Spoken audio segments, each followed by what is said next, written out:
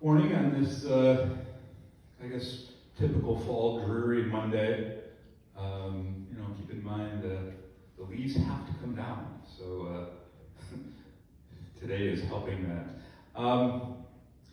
Just a few things today. So, starting today, here in Williamsville, the doors, some of the secondary doors at the villages are open, and they'll be open daily from 6 a.m. to 8 p.m. All those doors are computerized, so for us, when we manage the door systems, both here and at Gate Circle, we can manage them via computer. It's not like we have to send a person down to those because of the magnetic locks. So that works out well. We're into starting our second week of dining with the pod systems and dining inside. Seems to be going pretty well. Here in Williamsville, it's been pretty much a full house just about every night. That's 80, 90-ish diners, so that's good. It's starting a little bit slower at Gates, and hopefully word of mouth will pick up and we'll get some more folks down there. So Gate Circle residents, have your neighbors come out. And if they're not in a pod, if you're not in a pod at Gate Circle, please form your own. And come down and dine within yelling distance of your neighbors. The big hit, what I heard last week, are silverware, real silverware and plates. So, it's a good selling point. We also added an additional fitness day of live fitness classes at Gates, and I know that's going to be happening. I don't know if it started last week, but certainly this week. They'll have Friday classes as well. So Sue, the human ping pong ball, will be down there Mondays and Fridays doing classes at Gate Circle.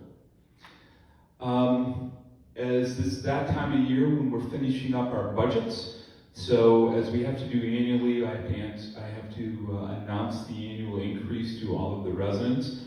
So I'm planning on doing that on Wednesday the 28th. Of October, so coming up pretty soon, and that'll be at the town hall here. So Wednesday the 28th, we have to, by law, announce any increases 60 days before they go into effect. For those of you who are unfamiliar with the process, you will get an announcement from me, and then all the residents will get letters signed by me specifically announcing via letter what the increase it is and what the ultimate financial impact is on their monthly fee. So expect that all to happen that week, the week of the 26th, with the official announcement to come on the 28th.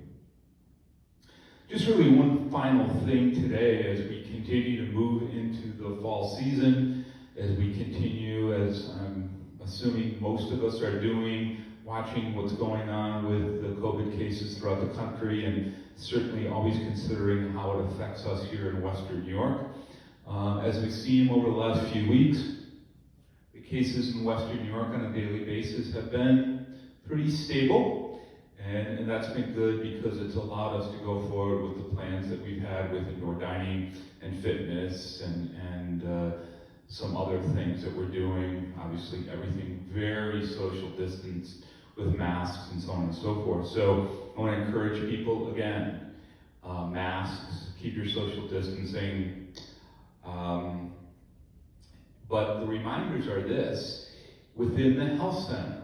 Now, we are having visits in our health centers inside now. We're doing them, mainly here in Williamsville in the lobby. They're distance about 12 feet apart on the end of a big table, etc., etc. New York State mandates are, if we get any cases in our health centers, this is a reminder, assisted living or skilled nursing, residents or staff members, we have to shut down visitation for 14 days. So it's just a reminder that all these things continue. Yes, we've been very fortunate and we haven't had any cases here in Williams or in Canterbury Woods, Williamsville, or Gate Circle, and certainly we want that to continue. So I just want to remind people of what the stakes are, right? The other thing is visitation, or excuse me, in the independent living. So the question always is asked to me, well, how does the visitation guidelines in the health center affect visitation in independent living, or anything else we're doing in independent living? And I can tell you that even though there's no mandate by the state of New York on what you have to do in independent living, what we are going to do is mirror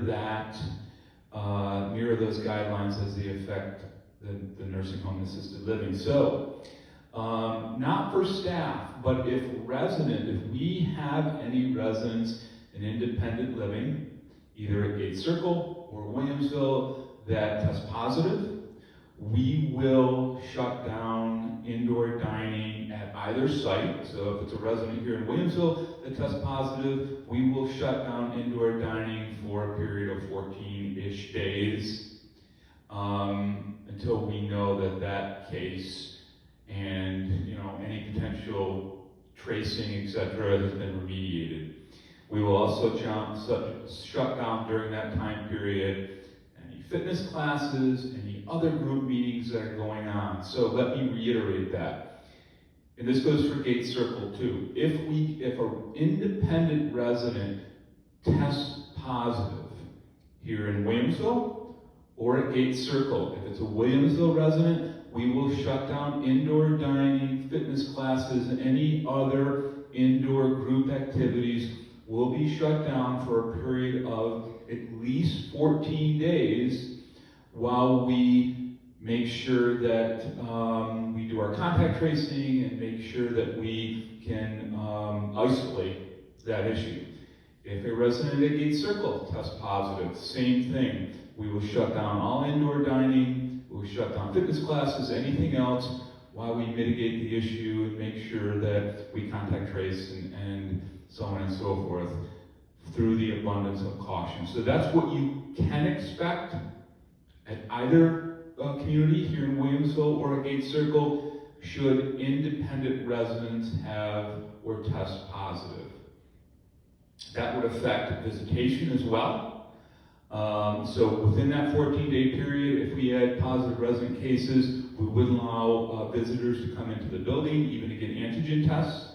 Again, through the abundance of cautious to make sure that there was no, we could make sure there was absolutely no community spread. So, again, if you have any questions at all, anytime for anything that I discuss here on my town hall meetings, you can email me directly. My email is rwallace, WALLACE, @ECHA.org. And I'll talk to you again on Wednesday. Thanks.